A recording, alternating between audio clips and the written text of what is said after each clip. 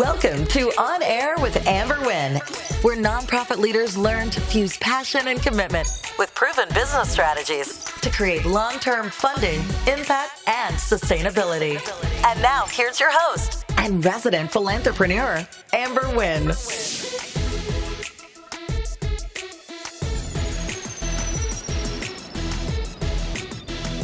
Hey fam, it's Amber Wynn. You are on air with your girl and resident philanthrepreneur. Hey, listen, the purpose of these episodes is to support the most amazing people in the world. That would be you, my nonprofit leaders.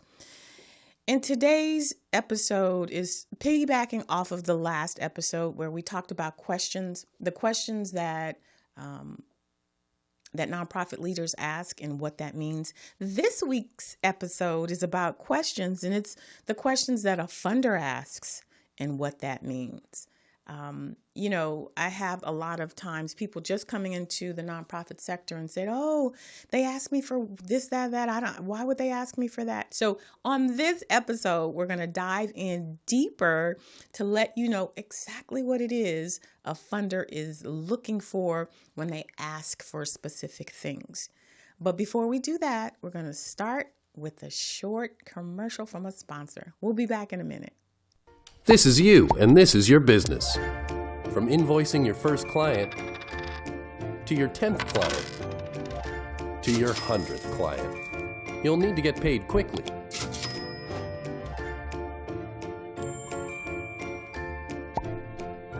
Pretty soon, you'll be ready to hire some help, and you'll need to pay them. As your business grows, Wave is there to grow with you. Hey, so we're back. For the last episode, in this episode, we've been covering questions. The type of questions last week you ask that gives indications about your knowledge about the nonprofit sector. And then this week, the questions that a funder may ask you and what that actually means. And why that's important is because there's more applicants than there is funding. And so funders are looking to weed out those individuals who may be a high risk, who they deem not knowledgeable enough. Listen, if I'm giving you $250,000 or $1 million, I want to feel confident that you understand what the expectation is for that money. People mistakenly believe that funders just write checks because you have 501c3. That's not the case. They're expecting a return on their investment. And so some of these questions are asked to probe and see your knowledge. And if you participate in any of my workshops, I break that down. I look at everything that a funder is asking you for, and I explain to you what it is they are actually seeing when you give your answers. For example, when a funder asks you, "What's your annual budget?"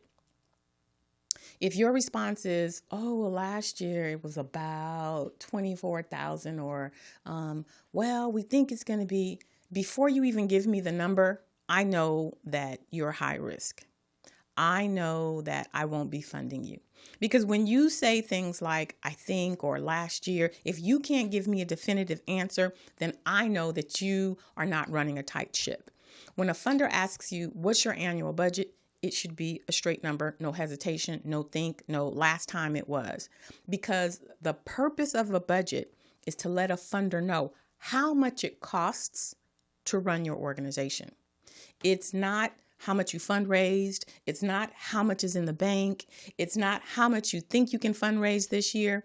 The annual budget is how much it costs to run your organization. So if I say to you, "Amber, what's your annual budget?" my answer should be $450,000, because it's not how much I have in the bank, which is not $450,000. It's not how much I raised last year, which is also not $450,000, but it is how much it costs to run my organization at an optimal level. Why are they asking that? Because if they have a grant and it's not the government, and your budget is $450,000 and you're asking them for $450,000, that's also telling, right? You're expecting a funder to fully fund your business, and you never want to do that. You want to ask them to fund a program, a portion of your budget. that lets them know that you understand what that relationship is. It's not them taking care of you, it's them partnering with you. So if they are funding a program, that's partnership. If you're asking them for your full budget, then that's dependency, right? And so that leads us to the second question. When a funder asks you, what's your sustainability plan? They want to know how are you going to continue to fund this program when they no longer fund you? Because they have no intention of continuously funding you. Most times you'll see a funder will allow you to reapply twice, maybe 3 times, but generally it's twice. And so why they're asking you about your sustainability plan is because why would they invest money in a program that's only going to stop after they stop funding it? And a lot of times I'll have nonprofits say, well, I'll just ask them to fund it again. Like, why won't they continue to fund it? A funder's job is not to take care of you. A funder's job is to get their funding goals funded. I mean, to reach their funding goals. And so they want to reach as many people as possible. And if they continue to fund you, number one, it's a violation of IRS rules, right? They've got to be able to fund different organizations as well as you. You are mandated by IRS to get your funds from different sources, multiple sources. So no, the goal is not for them to continue to fund you, but it's like, why am I going to put my money into this sinking ship? So when they ask you for a sustainability plan, you need to be able to tell them, yes, we have other, feelers out for grants. We are doing this gala that's bringing in money. We also have our board that's contributing. You need to be able to tell them, even if the money that you're trying to raise doesn't fully, cover the program, there's effort being made in doing that. And so it's important that you understand when they ask you for that, that's what they're asking for. When a funder asks you for a board roster, they're asking to find out who is on your board of directors, but more importantly, what type of leaders are they? Right? If it's Poogie, Mookie, and Sheikah and them, one of them is a barista from Starbucks, another one works at Foot Locker, and the other one is in school, then is that true leadership? And is their knowledge enough to guide the organization? So the one who's working at Starbucks, she may bring some value if, your program is about on-the-job training. She can talk about, what type of skills youth may need in order to be successful at a job. That could very well be. But if your organization is talking about STEM programs, or if your organization is working on college access, that person is not going to really reflect true guidance, true leadership. So when a funder is asking you for your board roster, we're looking to see who is actually guiding this organization, because the IRS has set that up. Whether you're doing all of the work or not, it doesn't matter. Do you look the part? A very, very important aspect of looking the part is your board. So if your governance is weak, that gives a funder a reasonable reason for not funding you. So that's one of the things that they're looking for. Another question. What impact has your organization made? This one's extremely important, especially for those nonprofits who just started their organization and it's just a concept. If you've been doing the work for years, you just never incorporated, you get to count those years that you've been doing the work. But if this is something that's just been burning in your heart and you're like, okay, I see the problem, I'm going to start a nonprofit, it's highly unlikely that you're going to get, a large sum. Unless you have a fabulous grant writer who knows that, if you have a strong board and if you have some history, you can make it work. I'm not going to ever say that you won't get it. I'm saying you're not in a silo. You're not the only individual organization submitting for grants. And a lot of times people come in and they're just like clueless. It's like, hey, I need a grant. Well, you and, 2.5 other million nonprofits, right? And so it's important to understand that if you can't demonstrate that you made an impact, that you're not a contender. You're not at the top of that short list, because funders want to feel secure that you're going to deliver on your promises. So when you get your 501c3, the first thing you want to do is to work and create a track record, right? Whether that means partnering with another organization, whether that means doing a couple of free, programs so that you can have some proof that what you're saying you're going to do works. It's one thing to have it in your head. It's another thing to prove that it works, because that's what the funder's investing in. They're investing in the fact that you've created this program that you can demonstrate actually works. So that's what they're looking for when they're like, well, what's your impact? And you say, well, we're going to. What I hear as a funder is, so that means you haven't, right? So come back to me after you have and you've proven it. So just be very careful in understanding that question. The next question, well, we already talked about that one, is about your sustainability plan. So if a funder asks you, what's your 5-year strategic plan? They're asking you, do you have a vision? Or are you just doing this day to day, right? You just winging it off the seat of your pants. People are like, do they even use strategic plans? If you have a strong board, then yes, you are. But if you have a weak board, your strategic plan is going to sit up on a shelf and collect dust. But from a funder's perspective, if I'm asking you, do you have a 5-year strategic plan? I'm asking to see if you are a visionary. I'm asking to see if your leadership is strong enough to put in a structure that's going to guide your organization for 5 years. And if that answer is no, then that may be the reason why I decide not to fund you. So in this episode, we're talking about questions and what they mean, particularly from the funder's perspective. And so a lot of these things you wouldn't know. I only know because I served as a funder, for an organization. But I want you to go into these conversations powerfully. And I want you to know that they mean something. They're not just randomly asking you questions. I have people say, well, I've, applied and I just haven't gotten funded. Sometimes it's the way you answer the questions. So if you answered that question, no, I don't have a strategic plan, as I said to you, they may be like, okay, well, then you don't have a vision, not funding you. If you say, my annual budget is about $24,000, then you're not going to get funded, right? Because as we know, the purpose of a budget is to demonstrate how much it costs to run your organization. So all of these answers have meaning. All of these answers let a funder know whether or not you have a solid nonprofit, you understand the rules and regulations of the IRS, and whether or not you'd be a good investment. So, I'm here to set you up powerfully. So go back through some of the previous episodes when I spend a lot of time explaining this.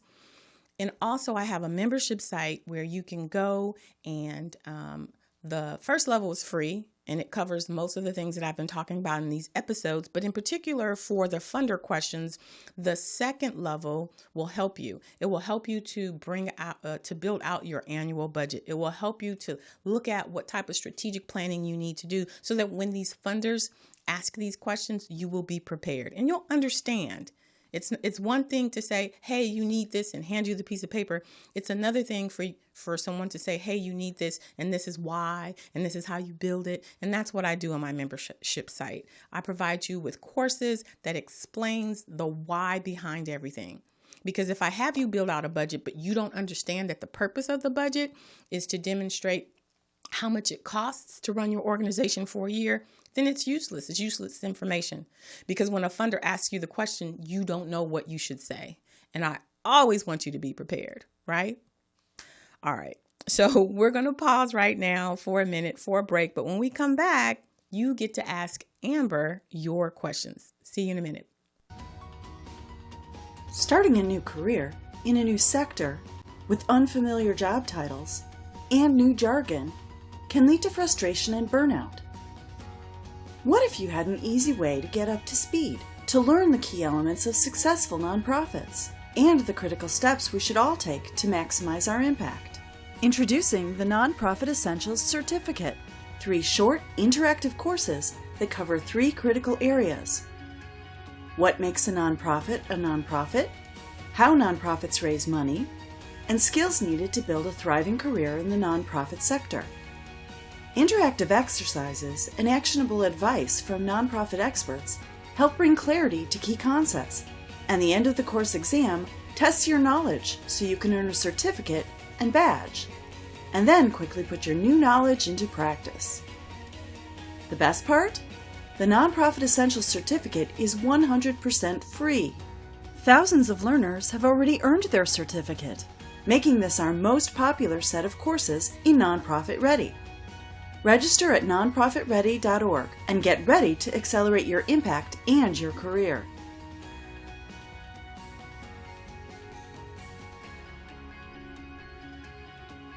Hey, we're back. You're on air with Amber, and today we're talking about questions from the nonprofit funder, and how those questions are, really provides them with insight to the strength of your nonprofit. And now we're at the point where you get to ask me your questions. Ask Amber. And so, like I said, you can reach out to me at any of my social medias. This question comes from a DM. Jared in Chino Hills said, "Why you so pretty?" And I just had to share that on air because Jared, okay, I'm going to say it's because my mama was fine. Let's take some nonprofit related questions. And we have one again from Instagram, Alicia in Pasadena. Her question is, what is a Form 990 and where do I get it from? Okay, so the Form 990 is one of the most important financial statements in the nonprofit. You know how for personal and individual and even businesses, you have to submit your taxes? Well, that's what a nonprofit submits to the IRS, to the state, so that they know that you are still in business. They know that you are following the rules that were prescribed by the IRS. For example, if your organization makes over $50,000, then you have to file a Form 990. If you make under $50,000, then you file what's called an N990, and it's a postcard. Now, if you don't file this 990 consecutively for 3 years, the IRS will revoke your nonprofit status. And the reason why is because, they need to know what you're doing. When you submit your finances, they get to read them and say, oh, this is not related to your mission. We're going to tax you on that. Or, oh, are you even in existence? If you're not in existence, they're going to remove that benefit. The tax write-off happens as a result of you being tax exempt. So if you're no longer functioning as that, they're going to remove you from their database. And it's important for you to understand that this form has to be filed every year. And where do you get it from? It's something that your accountant will prepare for you. If you Google 990 form, they have the blank ones. But let me tell you, sometimes it can get complicated. And what you don't want to do is get your organization in trouble because you didn't know what you're doing. And so typically 990s are completed by certified public accountants because their license is online saying that we've audited these organizations and we are saying that based off of our expertise, they have done X, Y, and Z. So 990 is how funders and anybody in the public can look at your organization's finances to determine who the highest paid staff are, where you get your donations from. It's allowing people who are interested to have full transparency of your organization. And I think that's really important for people to understand. A public charity's information is made public to everybody to see because your purpose is to serve the public. And so you're supposed to be transparent. Now, you don't have to do those same things when you're a for-profit because it's your business and there's different rules. But because you said to the IRS, yeah, I'm going to be a 501c3, you agreed to making all of your, a majority of your documents public so that funders and stakeholders in the community can see what you're doing and you're demonstrating transparency.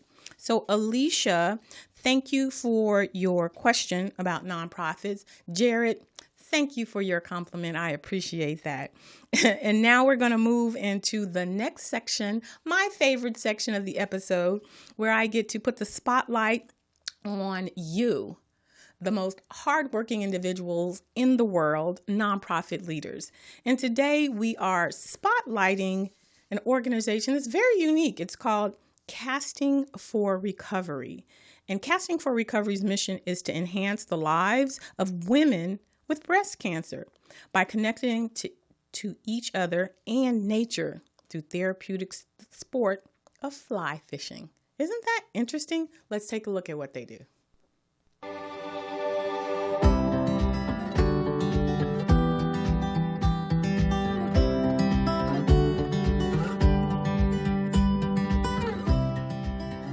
For a quarter of a century, Casting for Recovery has been providing fly fishing retreats to empower women with breast cancer. CFR started with a small group of diverse, talented volunteers and one retreat. The idea was simple: provide women with the opportunity to escape all that a breast cancer diagnosis brings by giving them a safe space to connect with each other and nature. Last year, due to the impact of COVID-19, we had to cancel our retreat season. Thankfully, we are back on the water. The magic of Casting for Recovery is alive and well, even behind the masks and in between the social distancing. It was beyond what I expected, far more than what I expected. It has just been a joy. And the bonding with the other ladies has been amazing. This has formed somewhat of a sisterhood where you can go to and that they will understand and listen, as opposed to all of the negativity that we often experience during this journey. If I had to describe the whole weekend, the retreat, the fly fishing, the peace, gratitude. I had a break from thinking about cancer, from thinking about bills, from thinking about problems, from thinking about anything other than having a good time for Regina. And that's amazing. When I applied, I did feel like it was going to be more about fishing, but that soon changed when we got here because I've taken away so much more from this weekend. I'm just honored to have been chosen. I found a lot of healing in the weekend. I would recommend it to anybody that could come and just get away and commune with nature.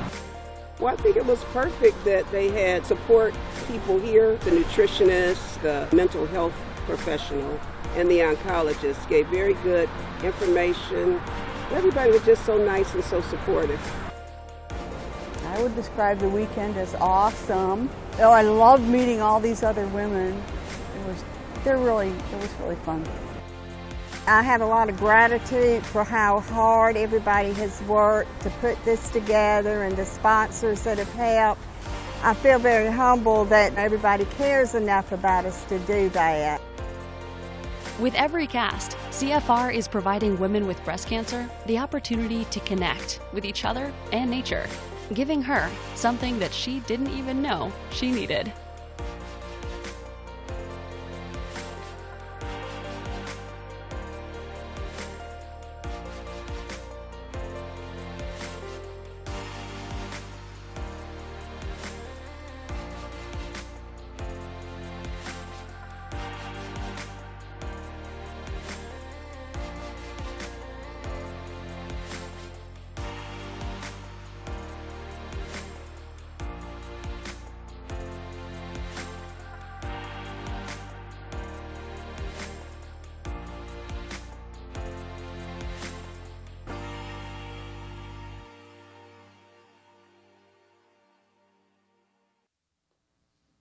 So touching. It's extremely challenging when you're facing something as serious as cancer. Both my mom and my sister passed from breast cancer, and so a lot of these organizations have personal meaning to me. So I would like to just thank Casting for Recovery for all their work that they're doing with women survivors with breast cancer. If you'd like to donate to support this amazing organization, visit them at www.castforrecovery.org, or you can call them at 888-553-3500. Again, thank you, Casting for Recovery, for all of the amazing work you're doing to impact lives. And now, ladies and gentlemen, it is time for my Mindset Minute. And it's the time of the episode where I just share some of my thoughts, some of my insights and some of my musings. And today I'm going to categorize it as a musing, right? With all that's been going on in the world, I don't know about you, but I just want a break, right? It's just heavy. I don't watch the news anymore because it just gets me down. But what it helped me to realize is that the world needs nonprofits. Like the world needs us. The world needs you. I'm a for-profit. But my role is to strengthen your organization so that you can get out there and do the work that needs to be done in this world. Because as we've learned, the purpose of the for-profit is to make money, right? To generate revenues for their investors, to improve technology. The purpose of government is to enact laws and to protect, the citizens. And so you fill in the gap. You step in the gap and you do the things that these other industries don't do, right? A lot of it is being a watchdog. You're holding these two sectors accountable, but you're also doing the work like casting for recovery. You are doing the work to help people heal and to strengthen communities. There's so much that's going on, and we have a nonprofit to address all of it, whether it's abuse, whether it's lack of education, whether it's homelessness, food insecurity. The gamut runs rampant, and you are doing the work. And the world needs this work. And so why I do what I do is because my goal is to help you get from here to here faster, right? And here, let's be clear, is funding. That's my goal. My goal is to get you from here to here faster, because when you have money, you have access to resources. And when you have resources, then you can operate at an optimal level. If you are self-funding your organization can't grow, because then it's based off of how much money you can slice off from your salary to go towards the nonprofit. You're not going to be effective. More than that, it also impacts your livelihood, right? If you're already not making enough to make ends meet, which is generally where most of us are, and you're giving some of that to your nonprofit, then you're impacting your quality of life. So when I tell you that the world needs nonprofits, I'm telling you that you need to get your infrastructure tight quickly. Because the longer you spin your wheels trying to do things cheap, or, I have a lot of nonprofits try and get everything donated. You're not going to make an impact trying to get everything donated, because when people donate, when organizations donate, it's not a perfect fit. And so then what ends up happening is you shift to make that work, and you shift to make that work. And then next thing you know, you're outside of your mission. And so I'm here to tell you the work is hard, but if you set your infrastructure up properly, the money will come easy, because funders are looking for a certain formula, right? And it's the formula that IRS has put out there. And once you look the part and you have that exciting mission and you can demonstrate that you're making an impact, you're going to make money. And here's another thing you should know. Funders fund programs that get funded. So if Amber Wynn Philanthrepreneur was a foundation and Amundsen was funding me, the nonprofit sector is a small community. So if Amundsen's funding me, then why can't I think of a funder? Then Weingart is going to see, Amber's being funded by Amundsen. They must be a reputable organization. So then they're going to fund me. And that's how it goes. That's why we have so much disparity in nonprofit, because those organizations, which are typically affluent and they can pay to get their infrastructure established, they are getting the funding, and they're being funded by other funders because they're being funded. So the purpose of me helping you to get your infrastructure tight and have you to look like a bona fide business is so that you can get from here to here faster. I want you to get from struggling to thriving, and thriving not just for your community, but thriving for you. Because when you're bringing in money, then you can pay yourself a salary, and you can pay your staff salaries, and not this struggling salaries, but like market industry, right? And so I'm here because I want you to get from here to here quicker, because the world needs nonprofits. So let's just be clear. You know what I mean? That's the whole purpose of me being here. Yes, it's to support you. But as I shared with you earlier, my purpose, my why is to strengthen communities. The only way that I can do that is by helping you to get to that point where you can do that. So when I'm driving you, when I'm being really honest, when I'm just calling you to the carpet, it's because I have a mission to accomplish, and it's to make this world a better place. I can't do it without you. So in partnership, that's what we're going to do. The world needs you, and in partnership, you and Amber Wynn, we're going to make it happen. So if you're not sure about your why, get sure. If you're not sure about how to get there, get with your girl, because we have work to do. All right. So with that, I'm going to wrap it up. You know, I'm talking to you from a space of love and commitment because this world is jacked up, y'all, and we got work to do. So let's get it in. I will see you on the next episode. Until then, take care of yourself like you take care of your community. Thanks for listening. If you enjoyed this episode, subscribe and leave a review on iTunes. Head over to www.amberwynn.net/podcast for the links and resources mentioned in today's podcast. See you next time.